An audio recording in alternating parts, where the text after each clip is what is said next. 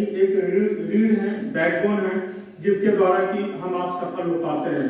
Voter list को अधिक से अधिक शुद्ध बनाने, जितना वोटर लिस्ट हमारा शुद्ध रहेगा, प्योर रहेगा, उतने ही मतदान के दिन हमें दिक्कत नहीं आएगी।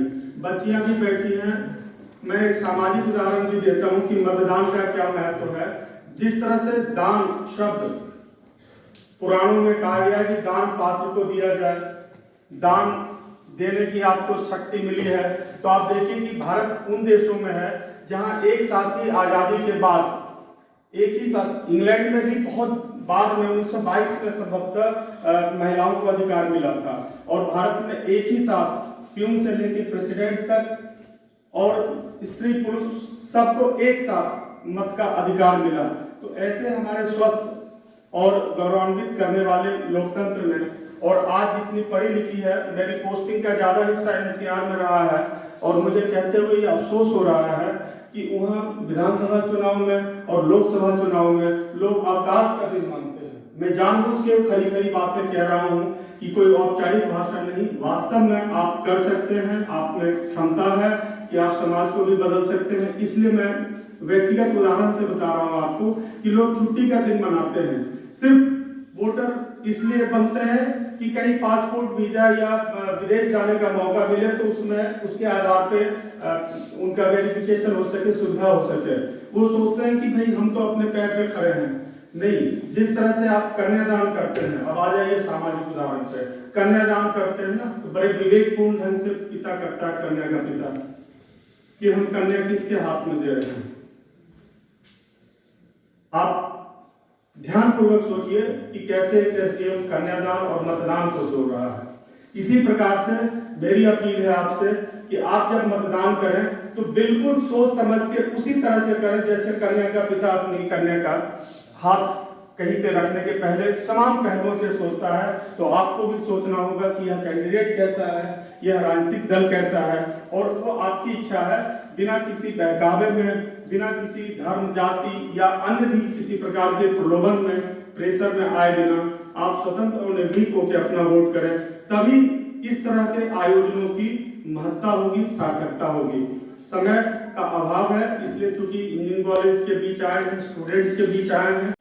आज राष्ट्रीय मतदाता दिवस है, जिसको 25 जनवरी को हम मना रहे हैं, प्रोत्साहित करने के लिए कि लोकतंत्र को हम ही मजबूत करेंगे, हम ही नागरिक हैं यहाँ के, कोई और इसके बारे में हमको नहीं बताने आएगा, हम ही सोचेंगे और हम ही इसको जितना सजा और संवार सकेंगे हम ही करेंगे।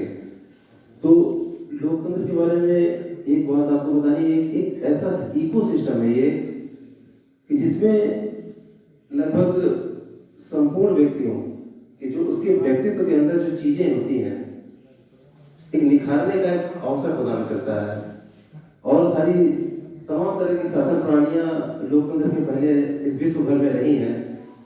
इस विश्व भर में बहुत तमाम प्रकार के आप लोगों ने इतिहास उठा के देखा होगा, बहुत प्रकार के रही हैं। एक वजह और देता हूं, इस जिले में वर्तमान में कप्तान साहब और जिलाधिकारी महोदय दोनों IITN हैं, ताली बजाइए आप।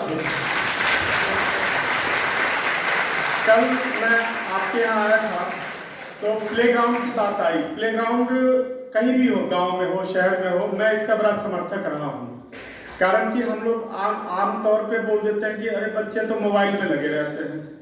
बच्चों को जब हमने खेल का मैदान नहीं दिया, वॉलीबॉल का, कबड्डी का, फुटबॉल का या किसी भी चीज़ का, तो फिर हमारी नैतिकता नहीं कहती है कि उनको मैं कहूँ कि आपको नहीं दिया। एक प्लेग्राउंड है यहाँ पे, नगर पालिका उसकी स्वामित्व में है।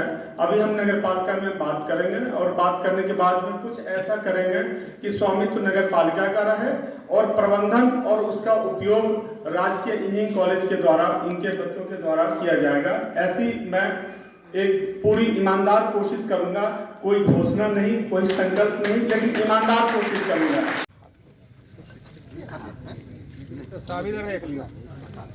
हाँ बस हो गया,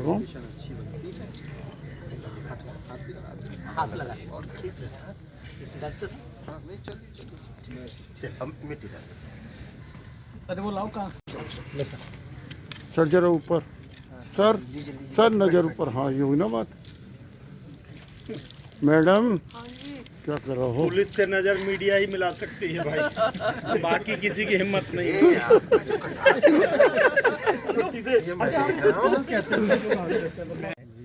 बहुत बड़ी चीज़ है, लेकिन यहाँ के चांदपुर के लोग जानते ही नहीं है ये इंजीनियरिंग कॉलेज है क्या। आते ही नहीं इधर को, आते तो छोड़िए, आने के तो छोड़िए, वो यही नहीं जानते हैं क्या है क्या, उससे मतलब ही नहीं होता दुनियादारी का कुछ। उन्हें तो अपना ब्याज तो कैसे देने वाले अग्रवाल लोगों को हमारे सर